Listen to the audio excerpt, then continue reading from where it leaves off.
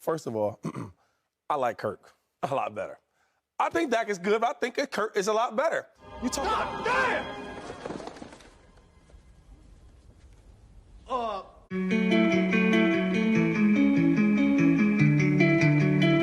Says on the beat, boy.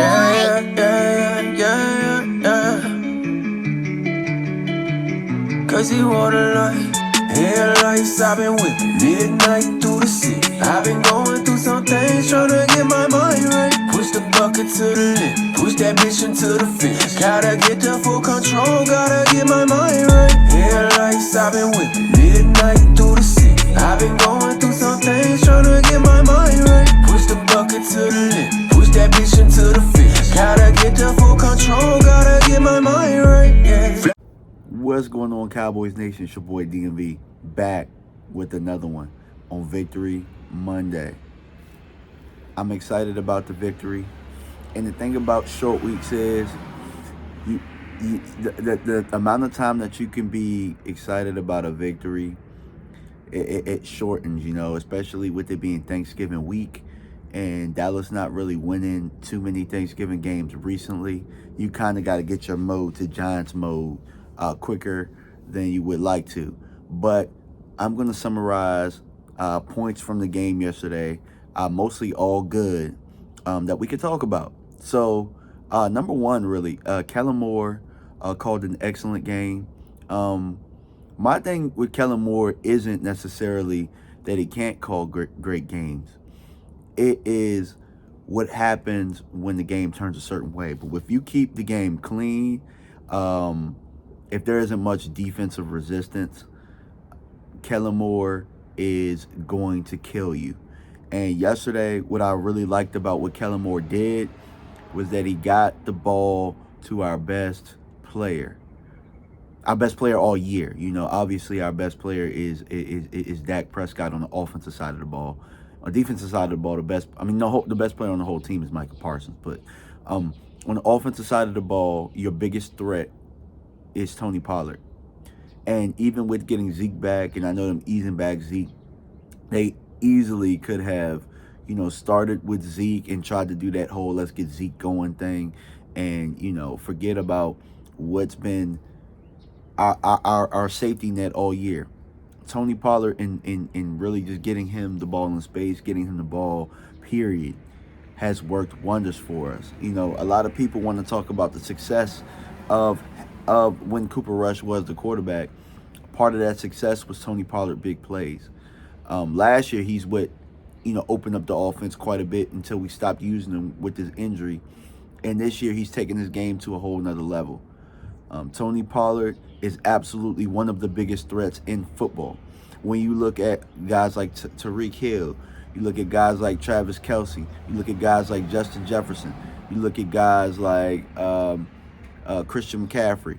Like, teams out there, they have these type of playmakers, and they get them the ball, and they continue to get them the ball.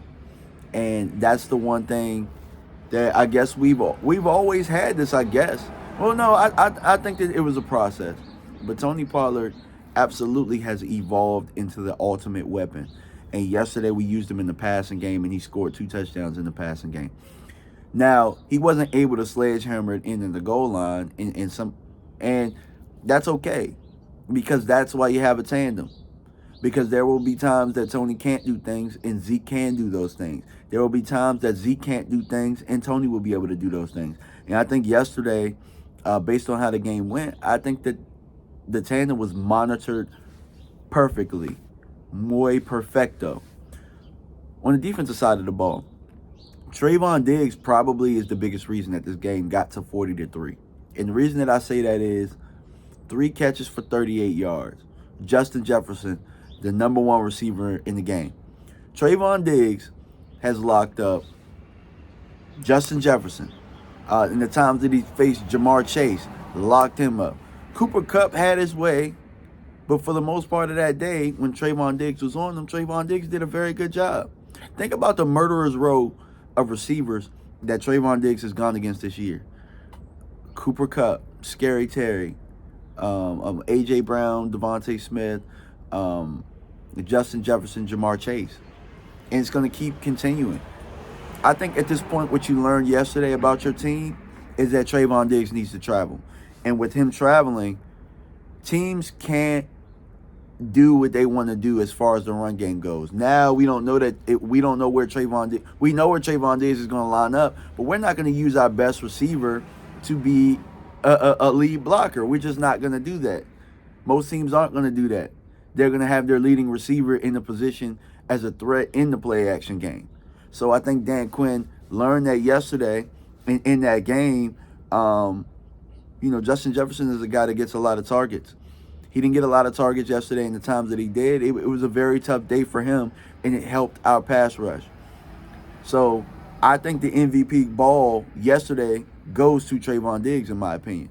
And the defensive line went to work. They sacked Kirk Cousins 7 times, which is the most sacks in the game since 2008, I believe. It's just that simple. The coaches coached yesterday. McCarthy did a great. McCarthy didn't have to do much, but he helped on that last drive before half. But McCarthy, you can start to see his staples in the offense. Kellen Moore did his thing calling plays yesterday. Dan Quinn made adjustments on the defensive side of the ball. We started seeing some of those young cats play. Sam Williams did his thing. Damone Clark, you seen him out there doing his thing. And I kill 55 all the time, but when 55 is playing well, you got to give him a nod. And Leighton Vander Esch did his thing yesterday, and we need them to continue to do that. Sorry, you guys hearing the bus in the background. It's the morning out front, but we need to continue doing things like we did yesterday.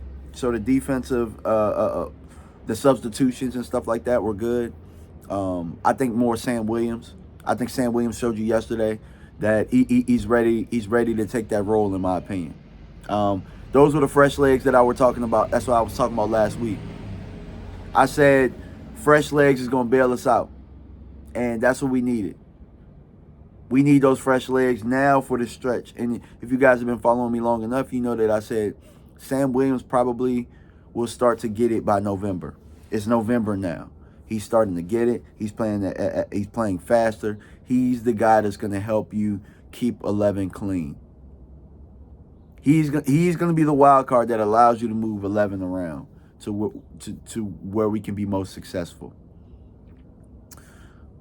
And that's pretty much it, man. It was a great victory tonight. I'm going to do a show at 8 p.m. Eastern Standard Time, 7 p.m. Eastern Standard Time, right before the Joe Booth Sports Report at 9 p.m. So 8 p.m. I'm doing the show tonight. Tomorrow we're going to jump straight into the Giants, and I'm going to have Nikki Gist from the New York content creator side over there, and then I'm going to have Aisha Morrison stop by, and we're going to have the ladies duke it out a bit, talking about Cowboys and Giants for Thanksgiving. But I appreciate everybody for stopping by, and enjoy Victory Monday. We out. Peace.